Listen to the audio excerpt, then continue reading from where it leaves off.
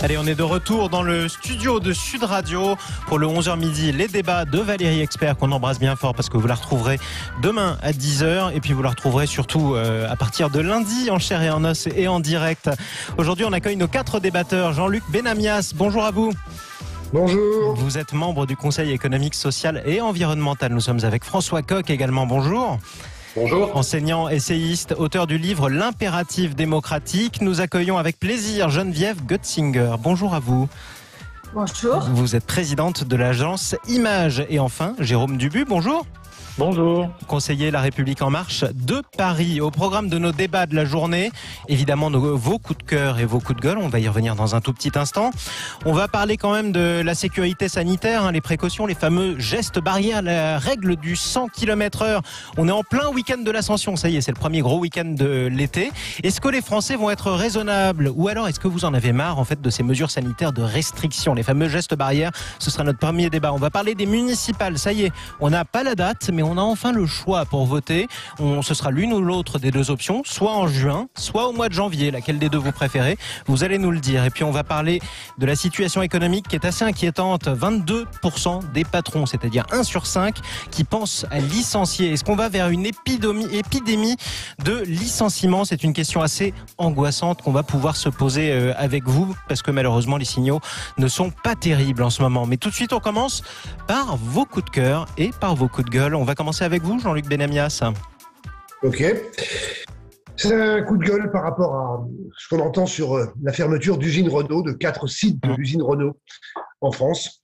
Alors que chacun parle depuis maintenant quelques semaines, et depuis la pandémie, de la relocalisation, des modes de production. Et là, et en plus, il y a une aide substantielle qui a été donnée à Renault, je crois que c'est autour de 5 milliards d'euros. Et tout d'un coup, on nous dit non, on va quand même fermer. Il y a quand même plein d'autres solutions. On voit d'autres usines en France qui se reconvertissent dans d'autres modes de fabrication. Je crois que là, ça dépasse un peu l'entendement sur ce qu'on dit et puis ce qu'on fait.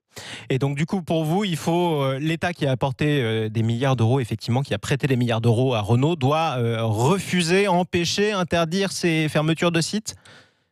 Il me semble-t-il que chez Renault, l'État a encore quelques participations. Absolument. Absolument. François Coq, pour une fois, vous êtes d'accord avec Jean-Luc Benamias, non?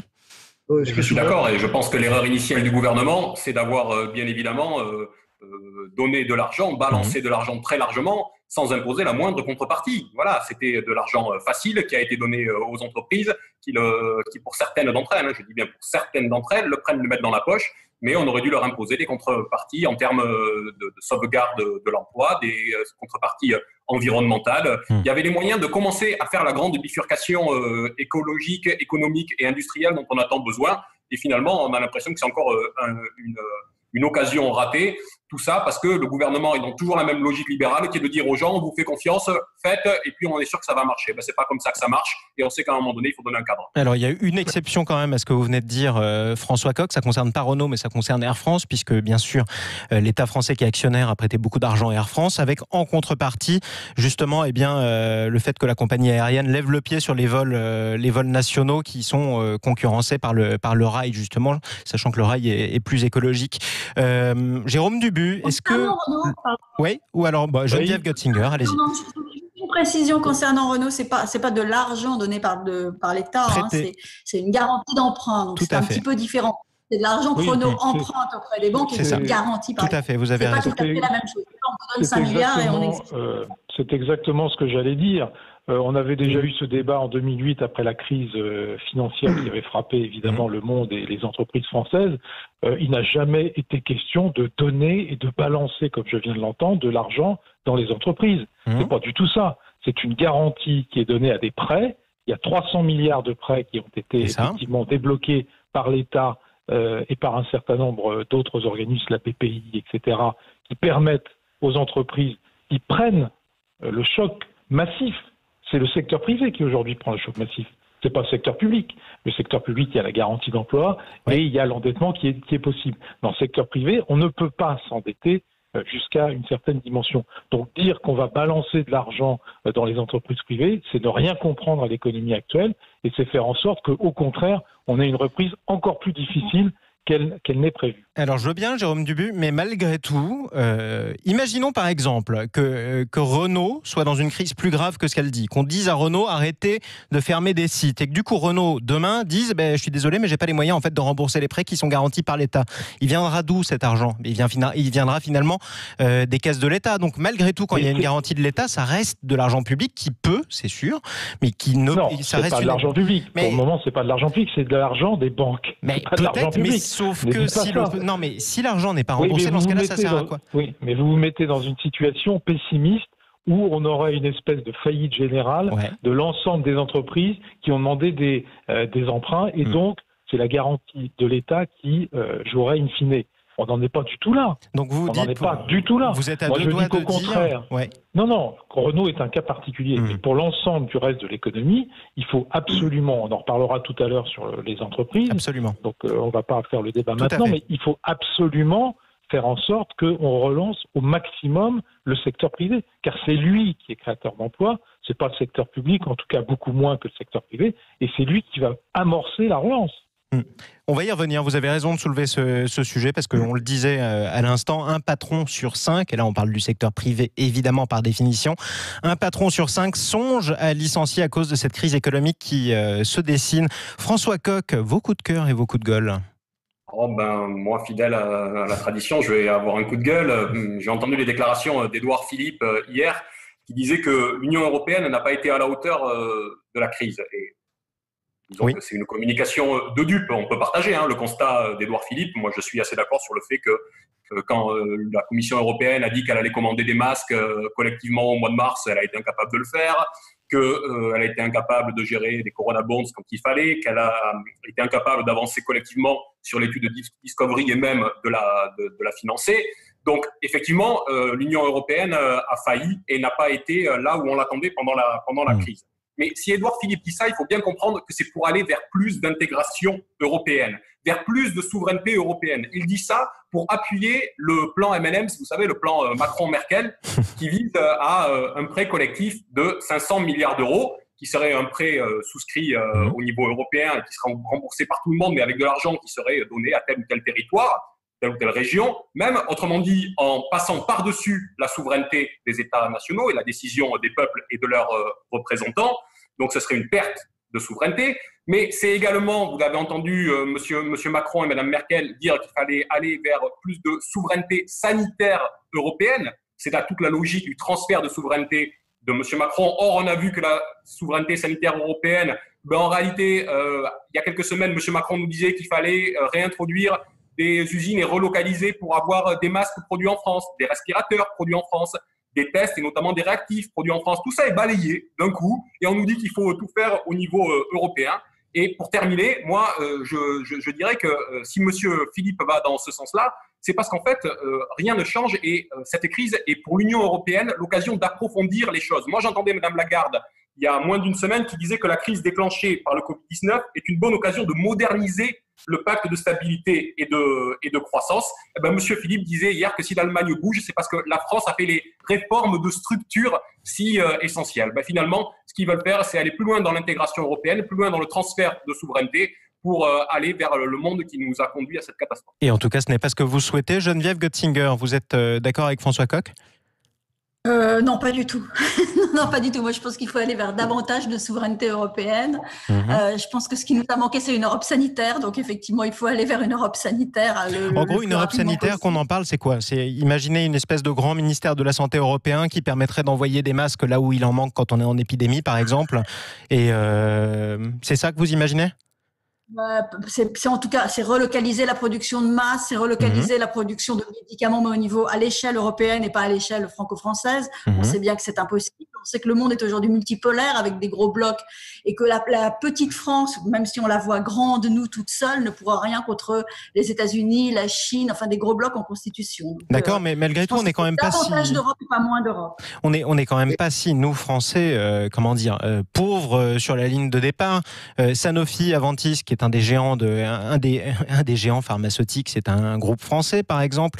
Les respirateurs, on en a toujours fabriqué, peut-être pas assez pour une crise pareille, mais avec Air Liquide. Donc, qu'est-ce qu'il faut relocaliser de plus, Geneviève Götzinger ? il faut relocaliser la production de masques, on a commencé à le faire. Il faut relocaliser la production d'antibiotiques, par exemple, et d'un certain nombre de médicaments qui sont aujourd'hui en Chine. Mais ça ne peut pas se faire à l'échelle franco-française. Ça ne suffit pas. Donc, oui, mais quand les gens vont se battre sur les tarmacs en Chine pour capter la production et les commandes d'un autre, comment vous faites? Parce que c'est pas juste entre les États-Unis. Ça s'est arrivé une fois ou deux, mais il ne faut pas généraliser. C'est entre pays européens. Non, mais c'est arrivé une fois ou deux, il ne faut pas généraliser. Il y a eu une histoire effectivement avec des masques livrés par une entreprise suédoise qui était sur un tarmac français qui devait aller en Italie et en Espagne et qui ont été réquisitionnés par la France. Il y en a eu une autre notamment de masques offerts par la Chine à l'Italie qui sont passés par la République tchèque et qui ont été saisis par les Tchèques. Alors oui, ce sont un cas ou deux. 95% ou 99% des commandes ont été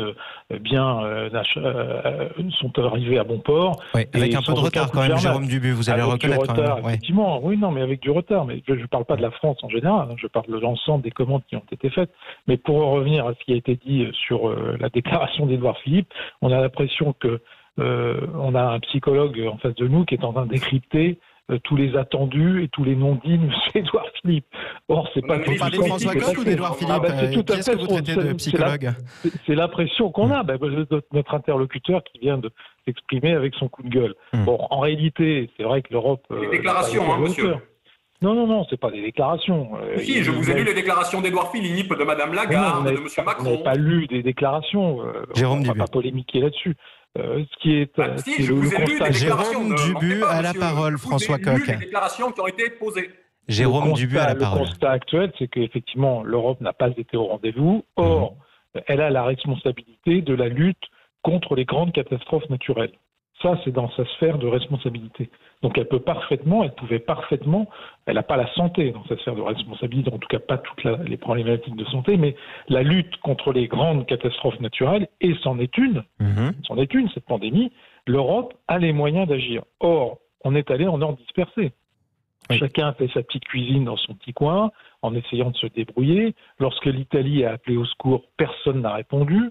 Il a fallu un mois et demi pour débloquer enfin des prêts de la BCE. Alors ça a été fait et ça a été bien fait, mais le temps, c'est de l'argent, et le temps, dans ce cas-là, évidemment, a pesé sur les économies nationales. Donc il faut une Europe beaucoup plus agile, j'allais dire, beaucoup plus responsable et beaucoup plus entreprenante. Et aujourd'hui, ça n'est pas le cas. Jean-Luc Benemias, peut-être le mot de la fin sur ce sujet, puisque l'Europe est un sujet qui vous tient à cœur. J'ai été 10 ans député européen, oui. L'Union européenne, il faut arrêter avec le mythe de l'Union européenne unie à 27, qui serait capable d'agir à 27 de manière rapide. C'est totalement impossible, et on le voit depuis maintenant évidemment 2 mois, mais on l'avait déjà vu avant. C'est-à-dire que tant qu'on prendra des décisions à l'unanimité, que chacun pèsera autant que son voisin, c'est absolument impossible.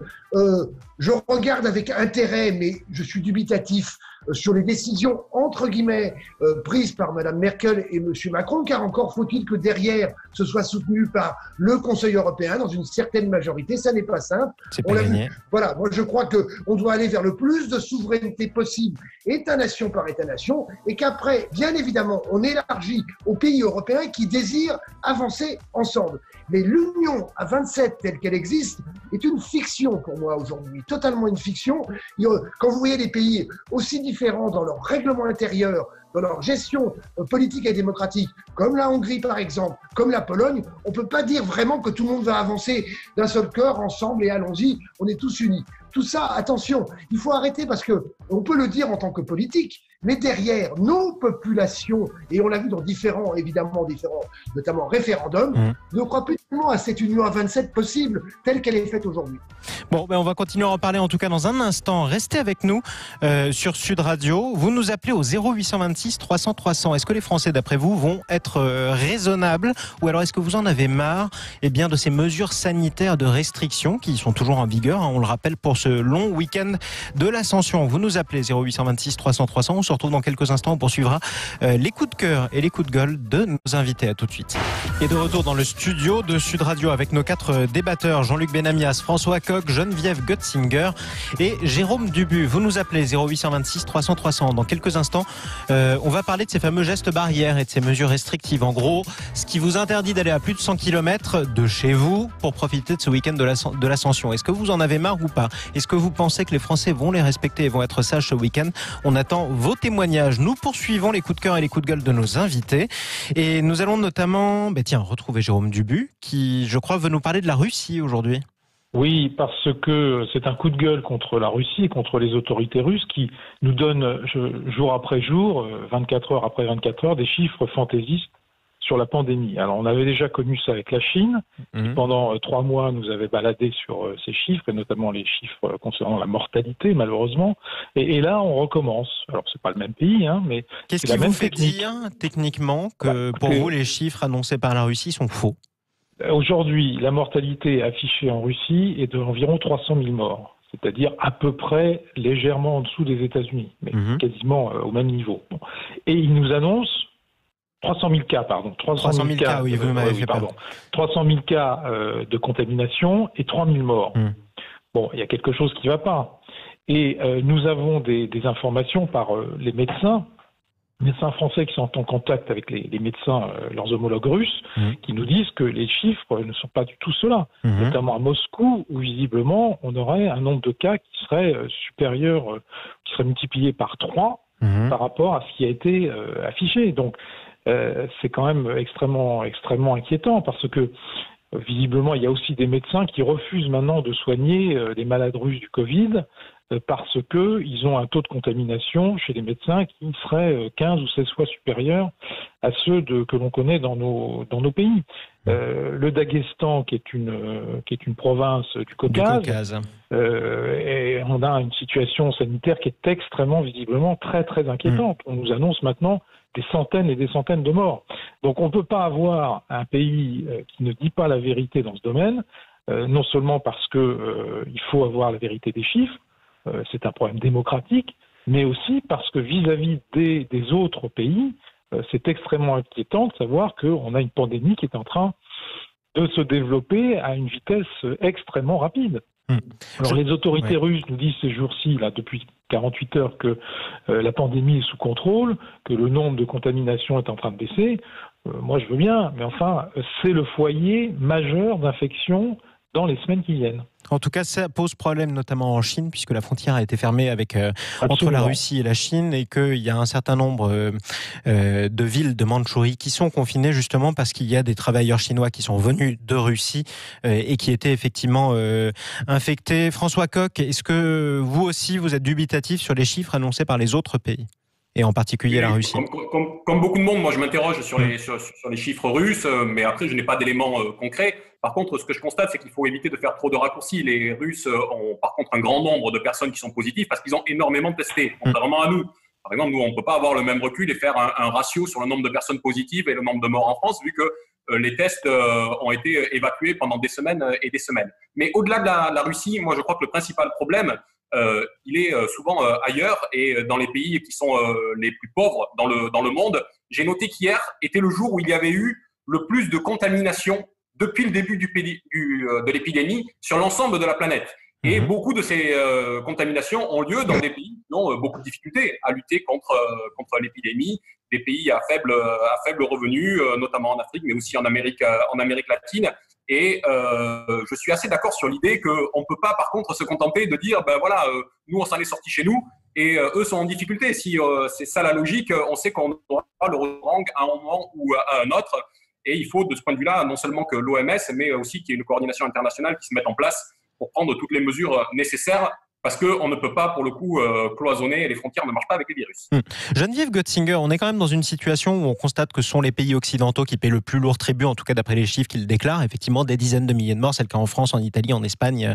Même les États-Unis sont extrêmement touchés, bien que la population soit beaucoup plus nombreuse. Est-ce que vous faites confiance aux chiffres qui sont annoncés par les autres pays ou pas ? Geneviève Götzinger? Non, mais globalement, j'ai pas à faire confiance ou pas confiance. Globalement, je pense qu'il y a une plus grande véracité des chiffres chez les démocraties. Ça, c'est très clair. Donc, j'ai globalement confiance dans les chiffres que nous donnons et que donnent les pays démocratiques, que ce soit les États-Unis ou les pays d'Europe. Je voudrais dire quelque chose concernant l'Afrique, répondre un petit peu à François Coq. En réalité, l'Afrique s'en sort pas si mal pour des raisons qu'on ignore, qui sont peut-être dues à la jeunesse de la population, peut-être au climat plus chaud. Alors maintenant, on n'a peut-être pas la totalité des chiffres non plus parce qu'ils testent de manière moins systématique que les autres. Ils ont moins de moyens de test.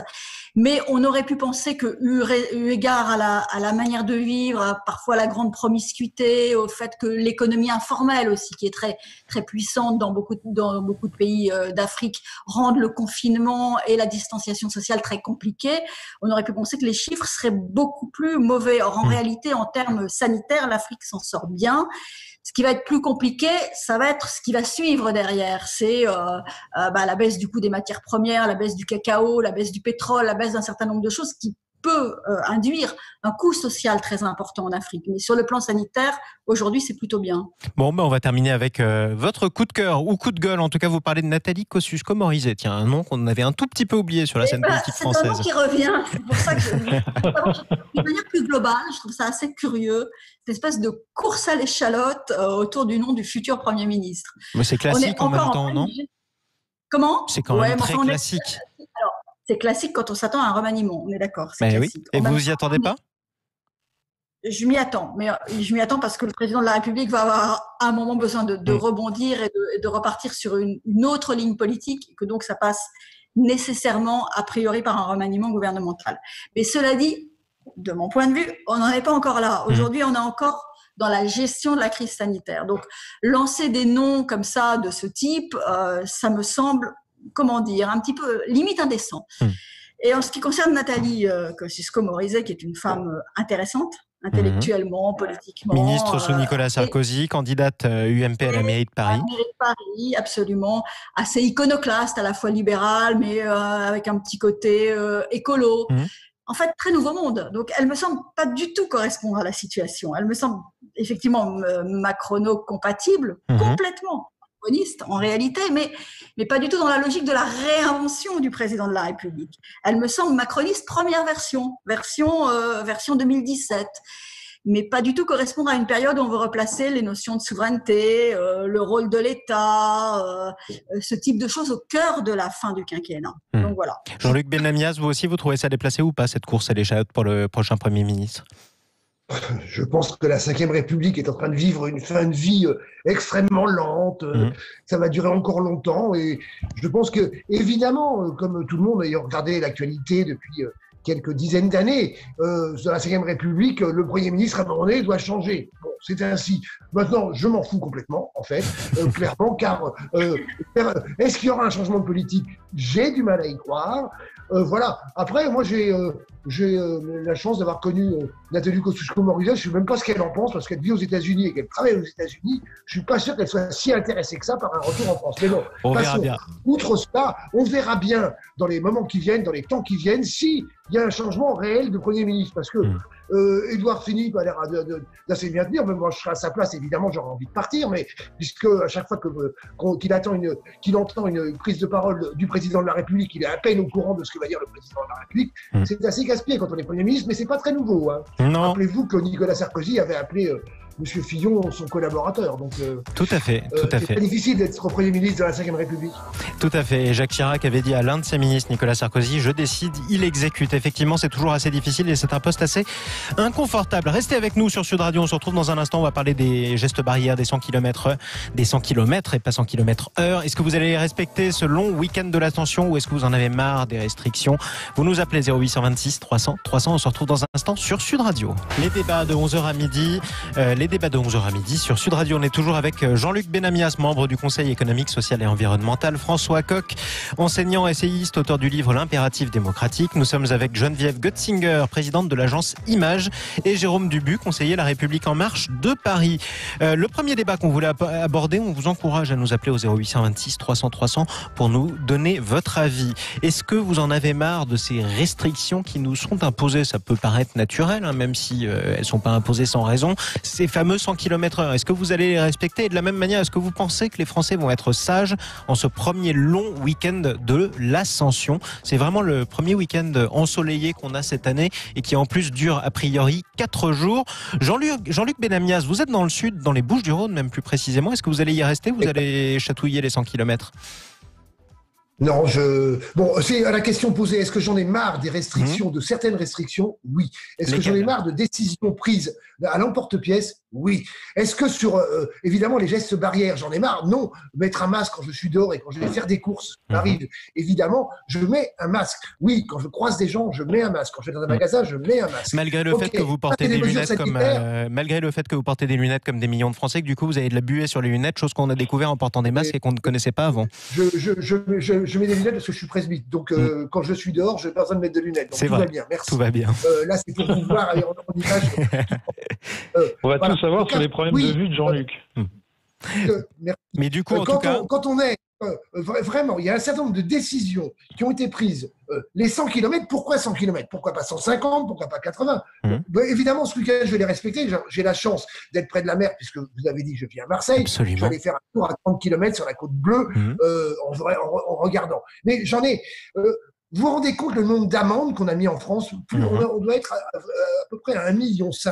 Et moi, je regarde le travail de nos forces de l'ordre, police, gendarmerie. Je pense qu'ils ont vraiment autre chose à faire que de contrôler continuellement une partie de la population. Surtout que c'est très différencié selon les endroits. Hein. Voilà. Oui. Alors on garde le côté ridicule aussi d'ouverture de plage, de fermeture de plage. Enfin, ça va durer combien de temps que sur les plages, les gens vont devoir continuer à courir et à marcher. Tout ça, ça dépend où on est. Hein. Évidemment, les plages en ville, c'est différent que des plages sur le Grand Sud-Ouest ou des grandes plages qu'on a sur la Méditerranée. Donc voilà, arrêtons avec cette société du contrôle. Et moi, je le dis, je l'ai déjà dit beaucoup sur cette antenne, je l'ai dit aussi ailleurs, je trouve que nos concitoyens ont très largement respecter les consignes de sécurité nécessaires. Je dis très largement, à 90%. Il faut arrêter d'infantiliser les gens, voilà. Et tout le monde sait bien hein, que après le 2 juin, cette règle des 100 km qui n'a strictement aucun sens va sauter puisque à un moment donné, il faut bien que l'économie reparte, notamment l'économie du tourisme. Oui, mais quitte à prendre le risque effectivement d'un nouveau départ de l'épidémie, c'est quand même ce qui s'est passé au début. Hein. Pour l'instant, je suis comme tout le monde les courbes, aussi bien en France qu'à l'étranger. Je ne suis pas intervenu dans notre débat parce que, évidemment, ça dépend des chiffres par rapport à certains pays dont on peut penser qu'ils ne disent pas la vérité. Mais globalement, on a les chiffres des grands pays européens et d'autres grands pays. Quand on regarde les courbes, partout, c'est en descente. Pas dans le monde entier, comme l'a dit l'OMS, parce qu'il s'agit d'autres pays. Mais dans les pays qui ont subi la pandémie de manière extrêmement forte, hein, on peut pas, il n'y a rien à frimer. Hein, je veux dire, on est à la hauteur malheureusement de l'Italie et de l'Espagne, tout le monde le sait. Voilà. Mais les courbes descendent et descendent réellement. Mais avec un problème éternel, Jean-Luc Benamias, et vous le savez d'autant mieux que vous êtes à Marseille où réside le professeur Raoult, c'est qu'on n'arrive pas à savoir si c'est dû à l'œuf ou à la poule. Parce que oui, dans les pays très touchés, ça descend, sauf que les pays très touchés ont été en confinement. Donc on sait du coup, on n'arrive pas à être sûr du fait que ça descend naturellement, que ça descend à cause du confinement, quoi. Tout le monde n'a pas été en confinement. L'Italie et l'Espagne ont été en confinement. Enfin, vous avez pris la route, Jean-Luc Benamias, vous avez vu les images, il n'y avait personne sur la route ou presque, enfin les images étaient désertes. La majeure partie des pays ont été en confinement. Ça, à part la Suède, malgré tout. La majeure partie, alors, à des degrés différents. Oui, à des degrés différents sur le niveau du confinement, effectivement. L'attitude de la Suède, des Pays-Bas, du Danemark, de l'Allemagne a été totalement différente de l'attitude de la France. Ça fait très peu de population.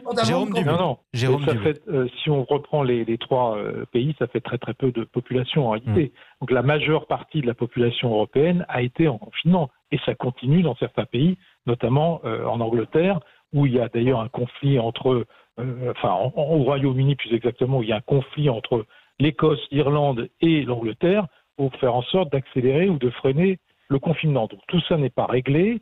Il faut être extrêmement prudent et très progressif dans la manière de déconfiner. C'est ce que essaye de faire en tout cas le gouvernement. Moi, je suis à peu près d'accord avec Jean-Luc Benamias sur la règle des 100 km qui me paraît difficile à appliquer et qui ne me paraît pas avoir un sens très profond sur l'étendue de... En gros, c'est juste pour expliquer aux Français, ne bougez pas trop, c'est pas le moment. Oui, bon, mais pourquoi 100, pourquoi pas 150? Enfin bon, ce sont des débats qu'on pourrait mener pendant des heures.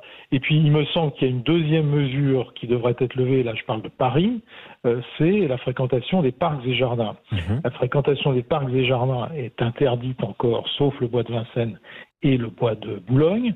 Mais à l'intérieur de Paris, tous les parcs et jardins sont fermés, tous les squares sont fermés. Anne Hidalgo, vous connaissez mon amitié pour Anne Hidalgo, qui est grande, n'est-ce pas? Eh bien là, pour une fois, je suis d'accord avec elle. Elle a demandé la réouverture des parcs et jardins avec des conditions d'accès évidemment extrêmement réglementé. Oui, mais alors, moi, du coup, je suis assez d'accord sur ce sujet. Je reconnais que c'est assez rare que vous soyez d'accord avec la maire de Paris, mais on a dit un peu plus tôt, c'est ce que disait Jean-Luc Benamias, les policiers et les gendarmes ont autre chose à faire qu'aller vérifier. Mais malgré tout, on l'a vu aussi, quand on rouvre quelque chose, ça s'est passé au canal Saint-Martin à Paris, ça s'est passé sur des plages en Bretagne, parfois il y a trop de monde qui arrive avec des packs de bière, alors c'est normal, hein, c'est l'été, c'est l'apéro, et du coup les policiers sont parfois obligés d'évacuer tout de force, parce que sinon il y a beaucoup trop de monde. Donc si jamais on rouvre les parcs et jardins, est-ce que vous n'avez pas peur aussi qu'il y ait beaucoup trop de monde, je sais pas, sur le parc des Buttes-Chaumont, puisque vous parlez de Paris, et que du coup on doit en plus renvoyer la police pour virer tout le monde? Non, alors c'est pas à la police d'intervenir. Là, on peut faire intervenir la pseudo-police municipale de Madame Hidalgo, qui pour le moment est un peu à l'arrêt, et qui pourrait parfaitement non, elle n'est pas à l'arrêt, elle nous empêche de rouler rue de Rivoli, elle n'est pas du tout à l'arrêt. Elle est quasiment à l'arrêt, non? C'est la police, c'est la police nationale, c'est pas la police, pseudo-police municipale. Mais on pourrait parfaitement demander à un certain nombre de gens qui sont affectés ailleurs de réguler l'afflux dans les parcs et jardins. Ça, c'est tout à fait possible. Quant au canal Saint-Martin, il n'a jamais été fermé en réalité. Non, c'est vrai, mais il a jamais été fermé, sauf qu'on n'avait pas le droit de sortir à l'époque du confinement, sauf pour faire des courses. Il se trouve que le jour du déconfinement, il y a eu je sais pas combien de centaines d'habitants qui sont massés, c'est normal, il faisait beau, qui buvaient des verres, ils ont tous eu la même idée en même temps, et du coup il a fallu l'évacuer parce qu'il y avait un attroupement, quoi. Oui, c'est ça que je voulais... passé hier aux Invalides. Oui, voilà, c'est ça. À Paris, vous l'avez vu sur des plages en Bretagne, vous le verrez peut-être dans le sud. C'est logique, hein, on va pas reprocher aux gens d'avoir envie de prendre l'apéro dehors quand il fait beau. Dans les parcs et jardins, vous êtes dans des endroits clos, fermés, et qui peuvent être régulés. Effectivement, avec une entrée et une sortie. 0826 300 300. Robert nous appelle de Gironde sur Sud Radio. Bonjour Robert. Bonjour à tout le monde, bonjour à tous les auditeurs. Est-ce que vous avez respecté cette règle des 100 km ce week-end? Écoutez, je reste chez moi. Je reste chez moi. C'est bien. Je ne bouge pas. Je l'ai même écrit ce matin sur Orange, sur le machin d'Orange.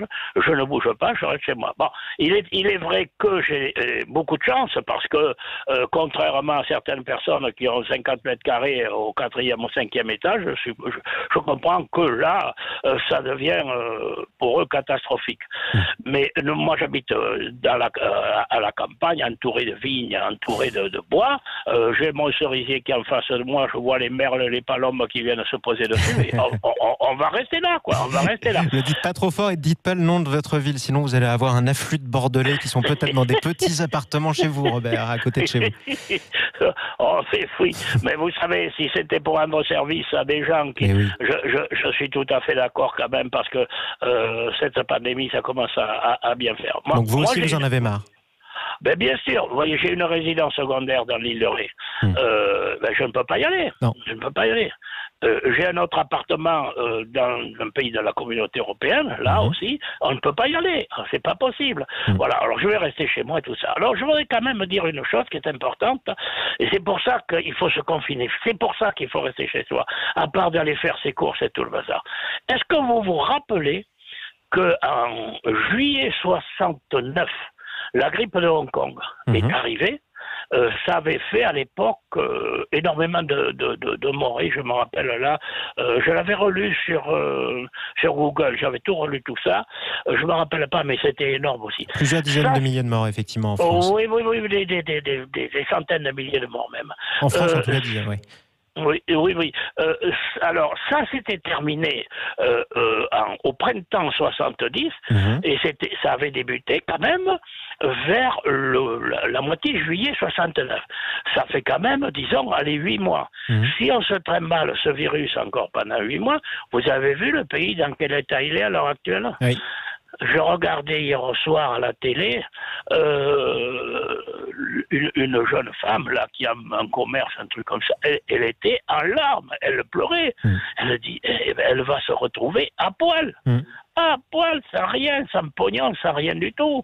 Vous comprenez très bien que là, on ne peut plus continuer à tout fermer ou à décourager effectivement l'activité économique ou touristique. Voilà, exactement. Faut pas couillonner. Donc, il faut rester chez soi. Il faut faire attention. Mais trouver un moyen, en tout cas, d'apprendre à vivre avec ce virus. En tout cas, c'est ça que vous nous dites, Robert.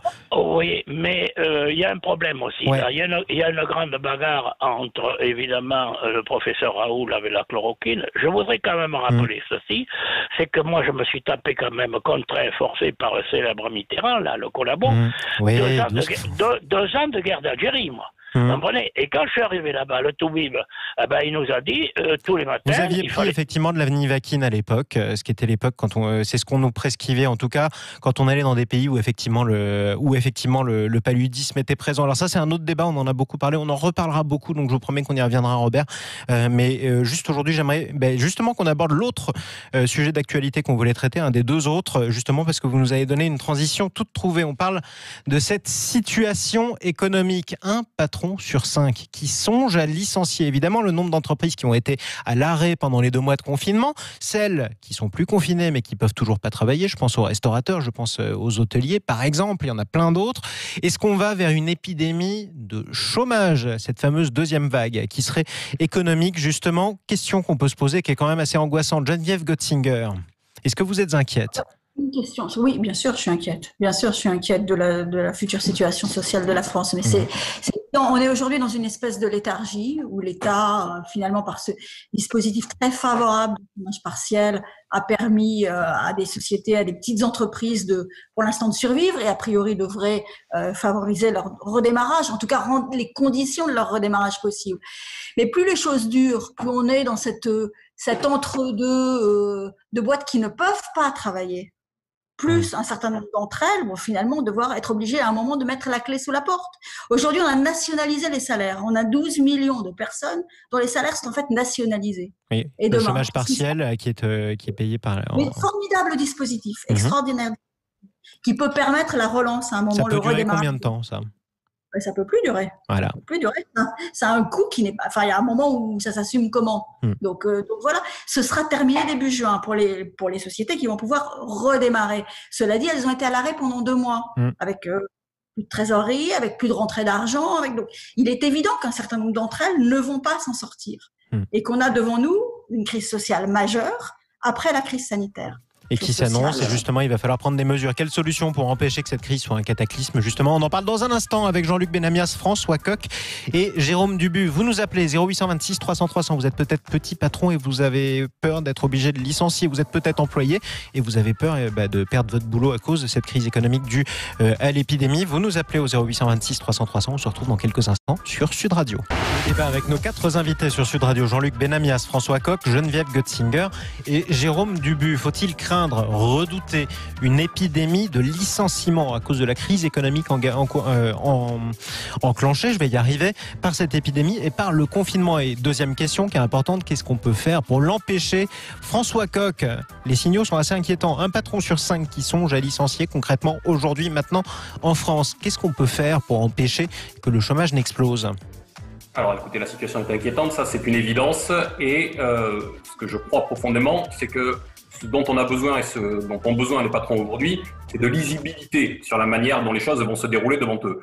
Or, pour l'instant, ils ne savent pas quelle est la politique économique qui va être menée. Il y a des signaux contradictoires qui sont envoyés. Vous voyez, moi je pense qu'il faut aujourd'hui une politique de relance par la consommation et que les carnets de commandes soient pleins. Alors concrètement, ça c'est en début d'émission la déclaration. Pardon. Juste pour préciser les choses, une politique de relance par la consommation, c'est quoi? Une augmentation générale des salaires qui permettrait aux Français de plus acheter?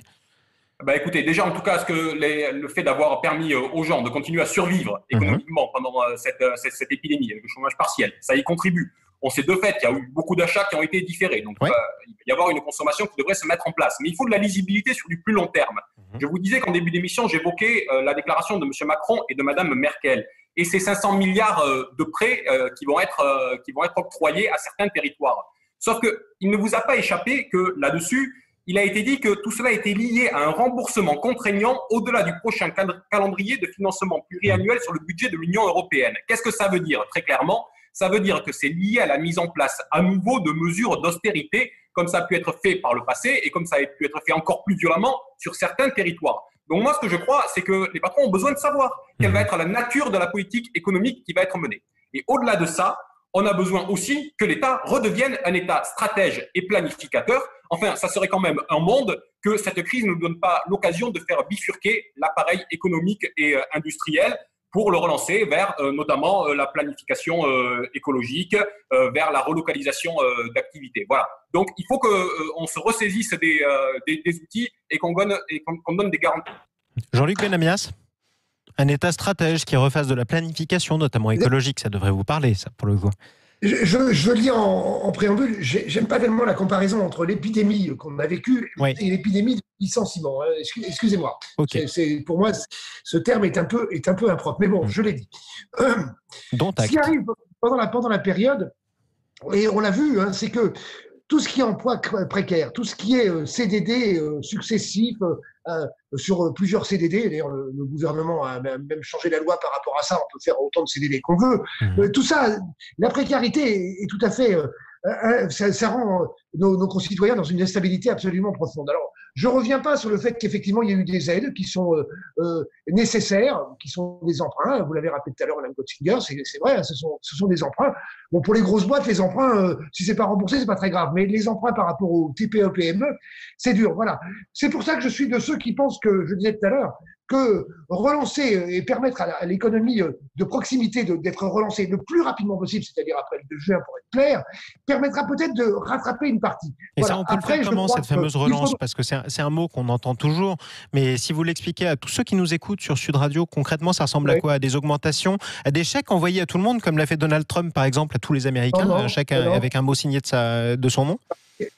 Déjà, on parle beaucoup de primes par rapport à certains secteurs. J'aimerais bien d'ailleurs que dans ces secteurs, les primes soient absolument égales, que ce soit dans le tertiaire, que ce soit dans la santé, que ce soit par rapport aux éboueurs et aux transporteurs, qui, à ce niveau-là, c'est déjà assez complexe, mais bon, j'y reviens pas. Non, c'est surtout une certaine relance de l'économie de proximité et ne pas oublier que tout ce qu'on a vécu là, je reviens sur la relocalisation, demande une vraie relance économique, pas forcément uniquement franco-française, mais quand même terriblement franco-française, qui permettent d'aller vers un monde d'après, je mets ça entre guillemets évidemment, un monde d'après, qui change un peu les logiques économiques dans lesquelles nous sommes et qui permettent notamment une relance, vous ne serez pas surpris, une relance vers tout ce qui nous touche de très près, c'est-à-dire le changement climatique, ça se voit encore dans cette période, notamment en Inde en ce moment. Donc, qu'on fasse des éléments de relance économique et industrielle qui aillent dans un sens de changement réel de mode de consommation et de mode de distribution. Jérôme Dubu, vous attendez le gouvernement au tournant sur ce sujet aussi? Écoutez, non, je n'attends pas au tournant. La situation, elle est connue. Nous avions un incendie qui est encore en train de se propager dans le milieu économique et dans nos entreprises privées, dans le secteur privé. L'État a commencé à éteindre cet incendie avec 3 mesures. Les prêts garantis, le chômage partiel et les reports de charges. Et dans une deuxième phase, une fois que l'incendie sera éteint, il va falloir reconstruire. Et la reconstruction, elle passe effectivement par un plan de relance. Alors, il y a des plans de relance qui sont secteur par secteur. Le tourisme, ça a été annoncé à 18 milliards, ça a été annoncé la semaine dernière. L'automobile, ça va être annoncé dans une dizaine de jours, avec un certain nombre de compensations et d'engagement des entreprises vis-à-vis de l'État également. Et puis, il y a des mesures à caractère plus général qu'il faut prendre très vite. Et la mesure à prendre très vite, au mois de septembre, ou si possible un peu avant, c'est le soutien maintenant des comptes d'exploitation et du capital des entreprises. Parce que qu'est-ce qui va se passer concrètement dans l'entreprise? L'entreprise va se retrouver surendettée, elle sera faible en capital et en fonds propres, il faut donc renforcer ses fonds propres. Et il y a 2-3 mesures que l'on peut prendre très rapidement, c'est permettre aux collectivités locales de soutenir les fonds propres des entreprises. Aujourd'hui, ça n'est pas possible. Bon, il faut le faire. C'est une loi, il faut le faire. Deuxièmement, il faut faire en sorte de créer des fonds citoyens d'accession au capital des entreprises. Et ces fonds citoyens, je rappelle qu'il y a 60 milliards d'euros d'épargne qui ont été constitués depuis 2 mois et qu'il va falloir faire sortir. Parce qu'il n'y a aucune raison aujourd'hui que si on fait un plan de relance, les particuliers n'y soient pas associés. 60 milliards d'épargne supplémentaires depuis 2 mois. Il va falloir faire sortir cette épargne. Donc demander aux Français en tout cas de soutenir concrètement eux aussi l'économie. On va aborder alors en un tour de table assez rapide et j'en suis navré mes chers amis, mais le dernier débat, parce que malgré tout il a fait beaucoup parler au tout début du confinement, c'était ces fameuses élections municipales, fallait-il les faire, fallait-il ne pas les faire? Reste que le second tour des municipales a été repoussé sine die. Aujourd'hui on a 2 possibilités, 2 dates justement, enfin plutôt 2 mois dans lesquels on peut retourner voter pour les municipales, soit le mois de juin, c'est-à-dire dans un mois, moins d'un mois, soit le mois de janvier, c'est-à-dire dans très longtemps. Laquelle des 2 préférez-vous? Je vais vous poser cette question de manière lapidaire à tous les 4. Jean-Luc Benamias, quand voulez-vous voter? En juin, si les conditions sanitaires le permettent et si les courbes dont je parlais tout à l'heure continuent à largement baisser, car je pense, et je vais être très rapide, que vraiment repousser ça à janvier, ça veut dire qu'on repousse ça au calendrier grec et ça n'a plus aucun sens. Geneviève Götzinger? Moi, je dirais plutôt au début de l'année prochaine, parce que là, il va y avoir un second tour d'élection municipale sans campagne possible. Et en fait, la campagne est liée au rendez-vous démocratique. On peut pas aller voter sans que les candidats se présentent à vous, distribuent des tracts, discutent avec vous sur les marchés, sans qu'il y ait de réunions publiques. Donc, on sent bien l'envie du gouvernement de se débarrasser de ces élections municipales qui sont un rendez-vous raté pour lui. S'en débarrasser, tourner la page, passer à autre chose. Mais là, ça me semble vraiment pas possible fin juin. François Coq. De fait, d'un point de vue sanitaire, le flou demeure et il demeurera jusqu'au bout pour la tenue de ces élections au mois de juin, puisque le conseil scientifique dit qu'il faudrait 15 jours avant encore le dire, donc la campagne serait de fait en suspens et les conditions de la campagne ne seraient pas réunies. On ne pourrait pas faire campagne. Non, tout à fait, on ne pouvait pas faire campagne à ce moment-là. Très clairement, il est dit que les gens ne pourraient pas faire de tractage, devraient faire campagne avec des visières, et la campagne fait partie de l'élection. C'est le moment où on doit convaincre. Et donc la vie démocratique, c'est cela. Et donc, on ne peut pas tenir l'élection dans ces conditions. Mais l'autre aspect, c'est que quand même, le gouvernement est dans une fuite en avant par rapport à son erreur initiale. Voilà, M. Macron a voulu instrumentaliser les municipales dans un premier temps. Il n'était pas le seul. Vous aurez la parole. Tous les partis politiques étaient d'accord. Et depuis, il va d'erreur en erreur en installant de force les conseils municipaux qui ont été élus au premier tour, en séparant le premier tour du deuxième tour et en voulant imposer de ce fait-là et de fait de cette chronologie-là un deuxième tour au mois de juin. Eh bien, c'est une erreur. Jérôme Dubu, conseiller La République En Marche de Paris, le mot de la fin. Tous les partis politiques étaient d'accord pour tenir le premier tour. C'est M. Macron qui a décidé, après avoir consulté tous les partis politiques qui n'ont strictement rien dit. D'ailleurs, la défausse actuelle est absolument invraisemblable et absolument indécente. Et du coup, Jérôme Dubu, vous voulez voter en juin? Alors moi, je veux voter, janvier. Je l'ai toujours dit depuis le début, je veux voter en mars 2021. Il y a 2 scrutins qui sont les régionales et qui sont les départementales. Ayons un grand rendez-vous démocratique en mars 2021, refaisons les 2 tours des élections municipales au même moment. Et faisons d'une pierre 3 coups, effectivement. Merci à tous les 4. Jean-Luc Benamias, membre du Conseil économique, social et environnemental. Merci à vous, François Coq, enseignant, essayiste, auteur du livre L'impératif démocratique. Merci Geneviève Götzinger, présidente de l'agence Image. Et merci à vous, Jérôme Dubu, qu'on entendait à l'instant, conseiller La République En Marche de Paris. Merci à vous tous de nous avoir écoutés. On se retrouve demain à la même heure, à 11h. Vous retrouverez Valérie Expert, évidemment, à partir de lundi, qui reviendra retrouver ces débats sur Sud Radio. Quant à nous, eh bien les amis, on se retrouve dans quelques instants. Sud Radio, dans tous ses états. On va parler d'un ministre dans la tourmente, notamment Olivier Dussopt. On vous expliquera ça pourquoi. Il est épinglé par Mediapart et on sera avec l'auteur de l'enquête tout de suite sur Sud Radio.